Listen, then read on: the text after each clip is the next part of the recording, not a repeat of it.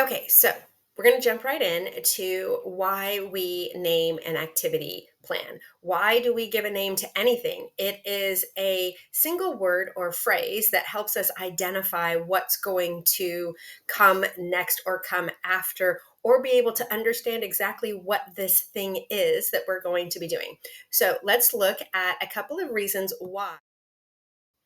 We name an activity because it defines the theme and can support the creative process. So, if you're starting with a theme and then you want to move into something that's a little bit more specific within that theme, fine motor, gross motor, to support reading, it could be about a book or nutrition.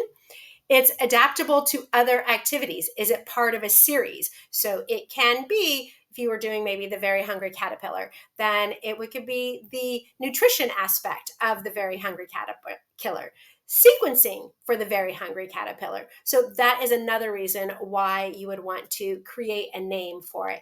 And it allows others to follow it in the future when you put it into a filing system. So you know where it goes, and it makes it easier for other people to understand what's going to be happening next. Now that we know why we're going to name it, let's look at the aspect of the naming process. What is a one or two word description? Is it a part of a larger theme, activities around a bigger theme? So it could be weather or holidays. Is it a gross motor activity? So what area of education is it? Is it a Is it a music activity? Is it a language activity? Is it centered around the book? It is important to identify the age group so that you know the appropriate ages for this. And it also helps remind you as you're going and building the activity what would be developmentally appropriate for this age group, and to have it as narrow as it needs to be. So if you're doing it for your young twos, then it would be to 2.5. If it is for the entire group and it's 2 to 3, and you have built into the plan something for your younger twos and something for your older twos, differentiation, then it can be for the 2 to 3 year olds.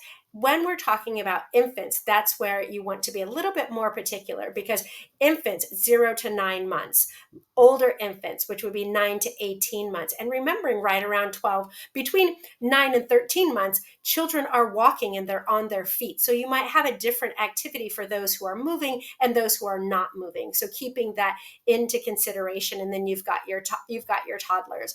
Some people refer to them as young toddlers and older toddlers. So long as you do the months in there, that is very helpful, as opposed to the label of infants and toddlers and preschool. So having that age range that you're working for is very helpful for anybody who's looking at it and go, yep, this is appropriate for me. All right, so we're going to wrap up.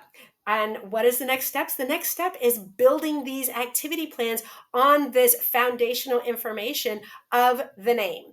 We've got the name, and inside the name is the domain, and inside the name is the age group. So we are ready to go to start building and moving on to our intentions.